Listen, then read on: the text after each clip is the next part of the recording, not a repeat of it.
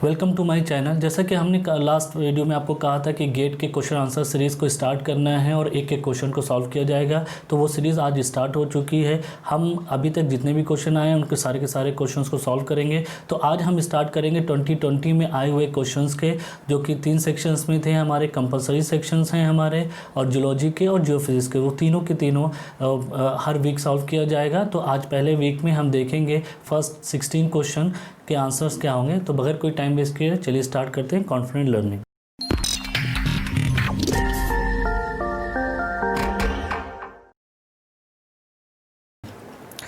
तो हमारा उससे पहले अगर आप देखेंगे जो जनरल एप्टीट्यूड है उसमें कुछ क्वेश्चंस आए हैं, उसको आप स्क्रीन में देख सकते हैं कि कैसे कैसे पूछे गए।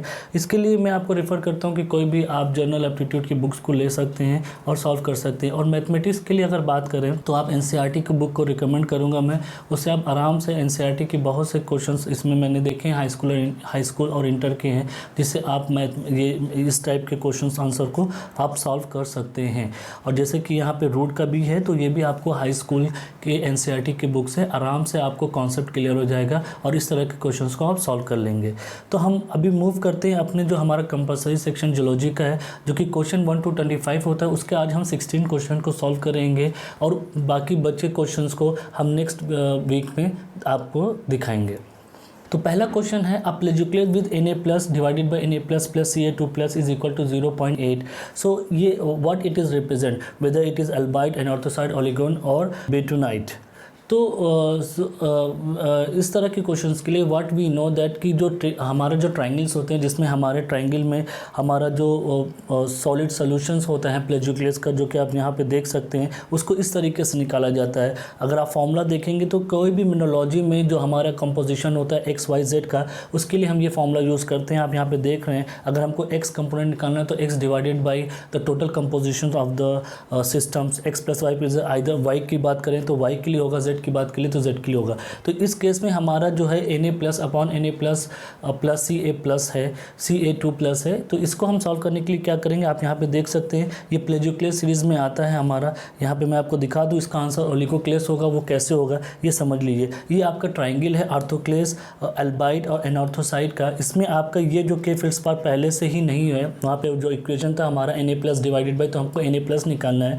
तो उसमें जब आप उसको सॉल्व करते हैं तो आपको क्या आता है कि K सीरीज़ उसमें नहीं है, उसमें सिर्फ आपका Na और Ca सीरीज़ है। तो हमको सिर्फ यहाँ से देखना है कि K फेल्ड्स्पार का कौन सा नाम यहाँ पे होगा, that we have to look for that one. हमने अभी जैसे निकाला कि वो परसेंटेज 80% आया। और आपको पता है कि ये जो ट्रायंगल होते हैं, इनके जो ये कॉर्नर्स होते हैं, ये 100% से होते हैं और फिर उसका डिक्रीज़ करते हैं। तो for anorthose albite it is 100%, when you are moving this is 90%, this is 80%, so it is in between this one. So ये आपका आ रहा है 10 to, ये आपका इस परसेंटेज में आ रहा है। तो इस तरीके से इस टाइप के क्वेश्चंस को हम सॉल्व करते हैं।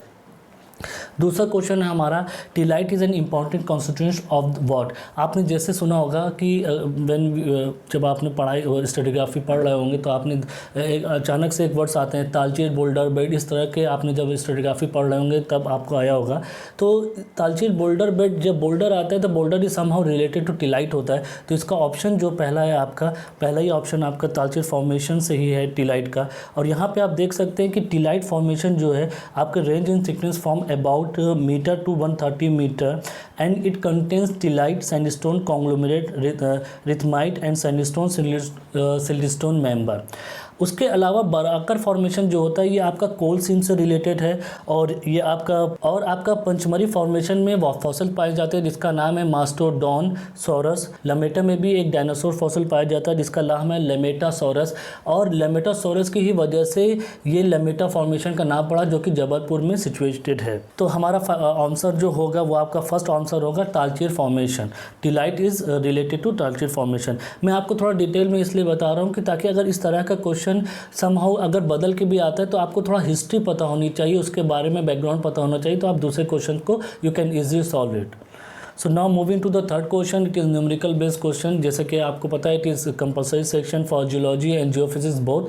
तो आपको जियोफिजिक्स के भी क्वेश्चंस मिलेंगे। So how we will solve this one, before that हमें इसके पहले का बैकग्राउंड पता होना चाहिए। बैकग्राउंड में क्या है आप समझिए कि map of the surface magnetic field of earth show stronger field near the pole, where as the magnetic field lines congregate at रफली twice the strength of the field. What this means कि जो आपके equator और पोल की जो difference है, gravity में तो ज़्यादा डिफरेंस नहीं आता, बट अगर हम पोल की बात करें तो जो आपका पोल पे मैग्नेटिक फील्ड है, अगर हम बात करें, वो मैग्नेटिक फील्ड का जस्ट डबल होता है। तो इसी बेसिस पे अगर आप इसको सॉल्व करते हैं तो आपका GE/MP जो आपको दिया गया है x, और आपको क्या निकालना है,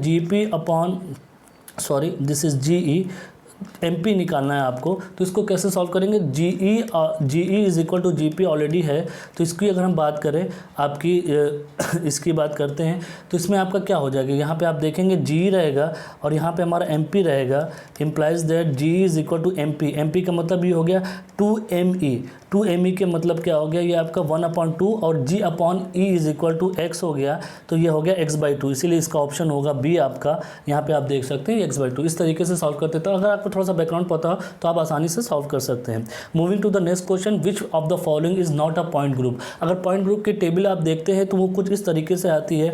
इसमें हमारे जो क्यूबिक है, hexagonal, trigonal, tetragonal, orthorhombic, monoclinic, triclinic, इनका जो पॉइंट ग्रुप का अगर आप नोमेनक्लेचर देखेंगे तो किस तरीके से हम शो करते हैं, तो 432 है, 622 है, 32 है, 422 है और 222 है। अगर इसमें आप देख सकते हैं 432 भी आ गया है आपका, 622, ये 22 भी आ गया है, 422 भी आ गया है, सिर्फ यही नहीं आया है। इसका मतलब ये ऑड नंबर है, ये रिप्रेजेंट नहीं करता है पॉइंट आपके पॉइंट ग्रुप को, तो इसको एक्सक्लूड कर सकते हैं और यही आपका आंसर होगा। Answer is 632।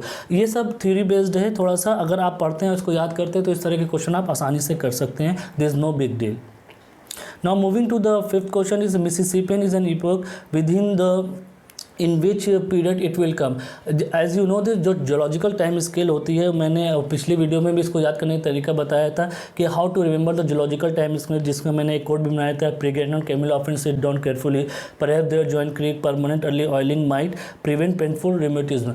इसमें एक चीज़ और होती है कि जो आपकी जोलॉजिकल टाइम स्केल होती है वो आपकी टाइम रॉक यूनिट होती है और फिर रॉक यूनिट होती है। तो जो टाइम रॉक यूनिट होती है आप जानते हैं कि उसको आप कैसे शो करते हैं, वो आपकी होती है एरोनोथम,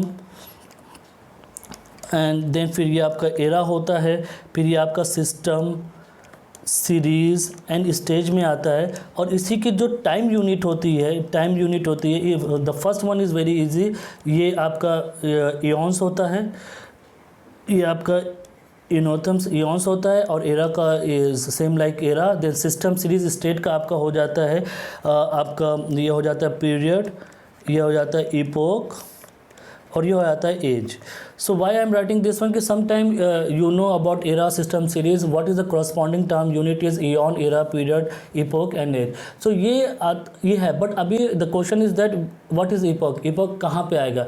अब आपको पता है कि epoch is the smallest unit after period के बाद हमारा एपोक आता है। तो ये सारे के सारे पीरियड्स में है। अगर आप जियोलॉजिकल टाइम स्केल देखते हैं जो कि आपको ये इंटरनेशनल क्रोनोस्टेरियोग्राफिक चार्ट्स को देखते हैं तो ये पहला वाला आपका इयोनोथर्म है, फिर दूसरा वाला एरा है, और तीसरा आपका सिस्टम है जिसको पीरियड भी कहते हैं, फिर सीरीज़ आता है, सीरीज़ जो कि इपोक आता है। तो हमारा जो कार्बोनिफेरस के बाद का जो पार्ट आएगा वो आपका इपोक होगा। और आप जानते हैं कि मिसिसिपियन जो होता है वो कार्बोनिफेरस में पाया जाता है, तो इसका आंसर आपका बी होगा।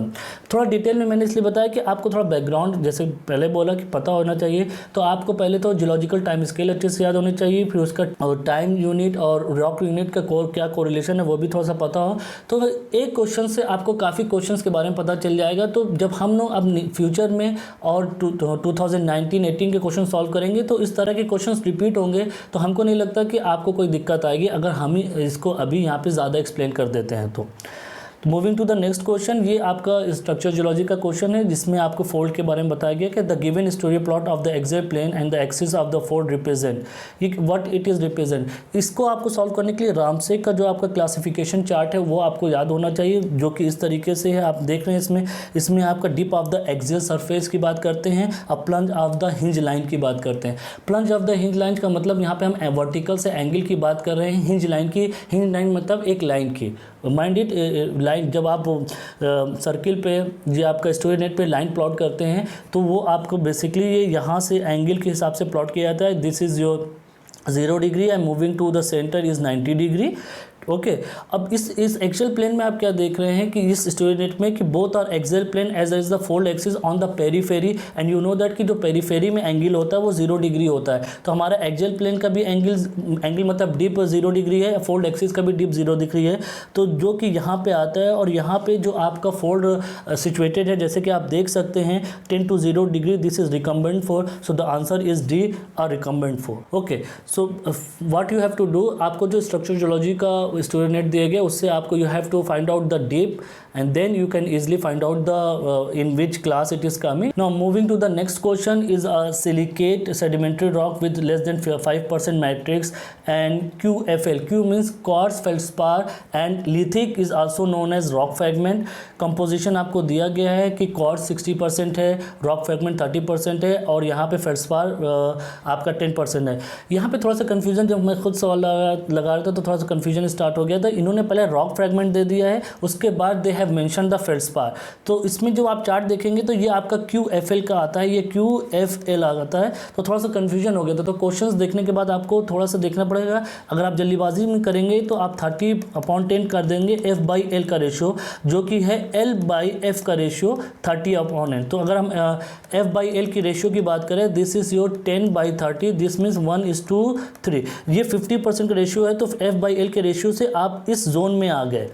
अब यहाँ पे देखिए कि आपको क्या दिया गया, 5% मैट्रिक्स है, इसका मतलब आप इसके बाहर नहीं जा सकते, आप इस जोन इस डायरेक्शन में मूव करें। तो हम इस ट्रायंगल की बात करेंगे और कॉर्ड्स हमारा 60% है, इसका मतलब ये आपका इस सब आप कोर्स में ना होकर आप आर्कोस में होंगे और ये आप लिथिक फ्रैक्चर में ज़्यादा होंगे, तो इसका आंसर होगा लिथिक एरेनाइट। तो इस तरह के क्वेश्चन को हम इस ऐसे सॉल्व करते हैं, इसका आंसर होगा लिथिक एरेनाइट। और moving to the next question, ये भी आपका जियोफिजिक्स से रिलेटेड क्वेश्चन है। अगर आप विलियम लॉरियर टेलफोर्ड आराम से पढ़ते हैं तो इस तरह के क्वेश्चन आप बहुत आसानी से लगा सकते हैं। इसमें आपको पूछा गया कि क्रोमाइट डिपॉजिट को डिलिनेट करने के लिए which geophysical method is best suited. अब आपको थोड़ा सा जो क्रोमाइट के बैकग्राउंड थोड़ा सा दे दूँ। क्रोमाइट जो है आपका हाई डेंसिटी मेटेलिक मिनरल है। यहाँ पे दो वर्ड्स आते हैं, डेंसिटी की बात और मेटेलिक मिनरल की बात। When we are talking about the density, इसका मतलब हमको जो फिजिकल मेथड यूज़ करना है, this is gravity, gravitational field को यूज़ करना है। और जब हम मेटेलिक मिनरल की बात करते हैं तो उसमें आपका कंडक्शन की बात आती है या कंडक्टिविटी की बात आती है। तो कंडक्टिविटी यूज़ करने के लिए आपका या तो इलेक्ट्रिक मेथड आता है या इलेक्ट्रोमैग्नेटिक मेथड आता है। तो हम ये 2 पॉइंट्स हमको यहाँ पे क्रोमाइट के बारे में पता चल गए। Now we know that. तो हमको ग्रेविटी हो गया, तो ये एक ऑप्शन हो सकता है और ये एक ग्रेविटी का ऑप्शन, तो हमारा ऑप्शन ए या सी हो सकता है। बट यहाँ पे सेस्मिक है और सेस्मिक का यहाँ पे कोई यूज़ नहीं ना, बट इलेक्ट्रिक मेथड से हम कंडक्टिविटी निकाल सकते हैं। तो answer first is the right answer, means A is the right answer. Now moving to the next question, ये आपका है the ratio of bridging to non bridging oxygen atom is 0 in case of.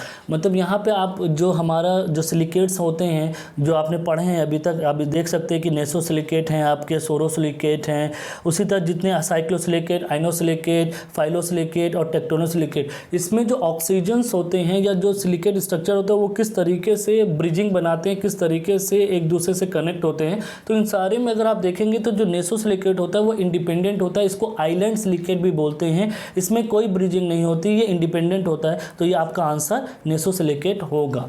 Moving to the 10th question, it is lahar. Lahar is a geomorphological feature associated with what. आपको पता है कि जो लहर होता है वो वॉल्केनिक एक्टिविटी से रिलेटेड होता है। इसमें क्या होता है कि lahar is a forcefully mud flow और debris flow consist of slurry of pyroclastic material. Here the word is pyroclastic material, it is related to volcanic activity, rock debris and water. The material movement down from a volcano typically along a river valley. ये material कहाँ से आ रहा है, volcano से आ रहा है। तो this लहर is associated with volcano activity. The answer is D, you can say this one, volcanic activity.